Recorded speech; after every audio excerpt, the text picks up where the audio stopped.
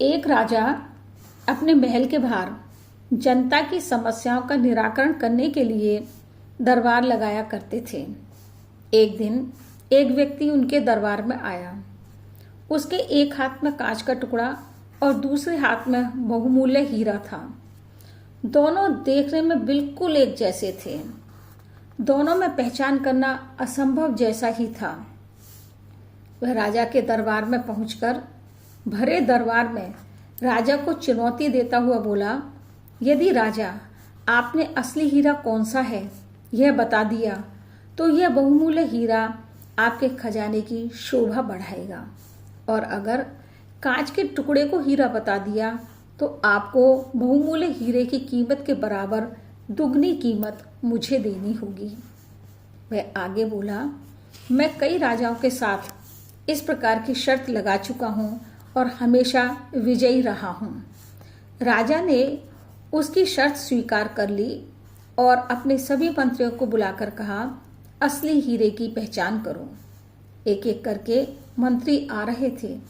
जहाँ कांच का टुकड़ा और हीरा रखे थे, दोनों देखने में बिल्कुल एक जैसे थे। अतः असली हीरे की पहचान करना बड़ा मुश्किल हो रहा था और कोई भी मंत्री सही निर्णय नहीं दे पाया।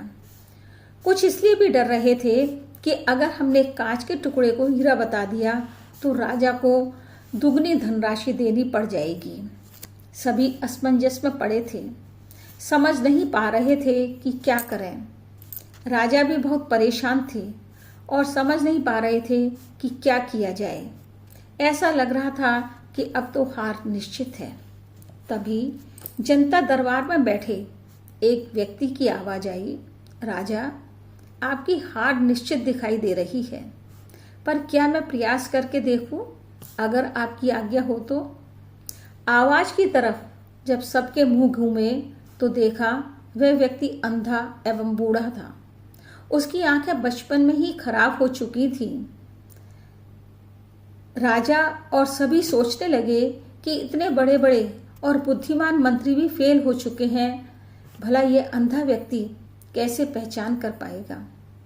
परंतु राजा के पास कोई और इलाज तो था नहीं, तो उन्होंने सोचा इसका निर्णय लेने में क्या बुराई है, क्योंकि मैं यह मानकर तो चल ही रहा हूं कि हार निश्चित है।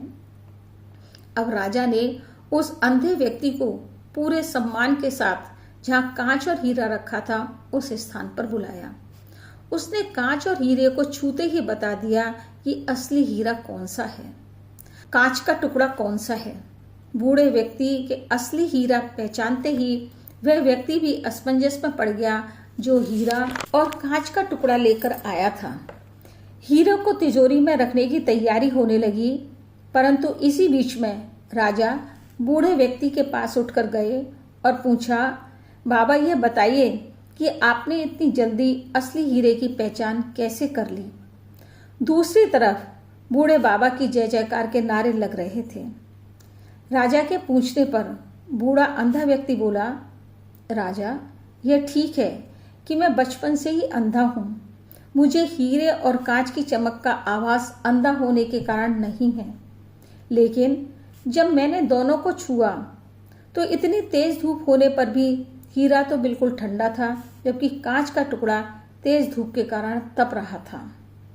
राजा आपके मंत्रियों ने केवल दोनों की चमक देखी, जिसके कारण निर्णय नहीं ले पाए। असली हीरे के क्या गुण हैं वह नहीं देखे, क्योंकि असली हीरा हर परिस्थिति के अंदर ठंडा रहता है।